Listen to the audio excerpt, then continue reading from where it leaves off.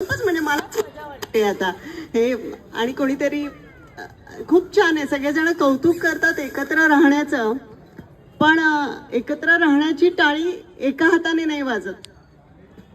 जेव्हा सुनेचं कौतुक होतं एकत्र राहते म्हणून, तर त्याचं निम्म श्रेय किंवा त्याच्यापेक्षा जास्त श्रेय तिच्या सासू सासऱ्यांना असतं.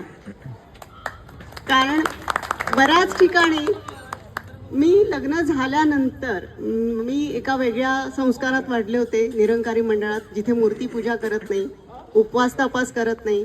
मी लग्न झाल्या सासूबाईंना सांगितलं, तुम्हाला तुमची मी सेवा करेन, पण मला तुम्ही हा उपवास कर मी करणार नाही. तशी मी फटकळ आहे असं सांगून मोकळी झाले होते. पण अशी सून म्हणजे जी पूर्ण खेड्यात आयुष्य गेलेल्या बाईला पंजाबी घालणारी, जीन्स घालणारी सून चालत होती, त्यांनी त्या बाबतीत कधी हे केलं नाही माझ्यावर की तू असंच वागते तसंच वागते. हा जो त्यांचा गुणधर्म आहे.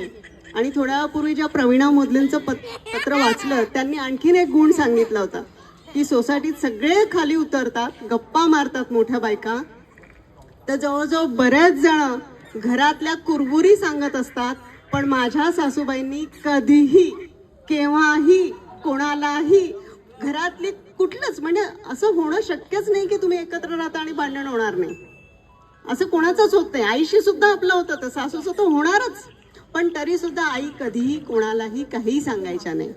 बरं 4 मुलं, त्यांना कधी सुट्टींमध्ये वगैरे 2-2 महिने तिकडे जायचे ते उन्हाळ्यात, जेव्हा जोपर्यंत शक्य होतं तोपर्यंत तिन्ही मुलांच्या घरी राहून यायचे. जर कुठे काही अडलं नाही आवडलं, पण त्या गोष्टी माझ्यापर्यंत कधी यायच्या नाहीत. म्हणजे हा आईंच्या स्वभावाचा प्लस पॉइंट होता. त्या इतक्या जो चांगुलपणा होता त्यांचा, त्याच्यामुळेच शक्य झालं एकत्र राहणं. पुन्हा आणखीन बरेच जण मुलं उत्साहाने काही पिझ्झा आणतात किंवा पास्ता वगैरे, तर खात नाहीत. मी नाही खाणार, हे माझ्यासाठी चपाती भाजीच पाहिजे, पण असं कधी आई काकांनी म्हटलं नाही.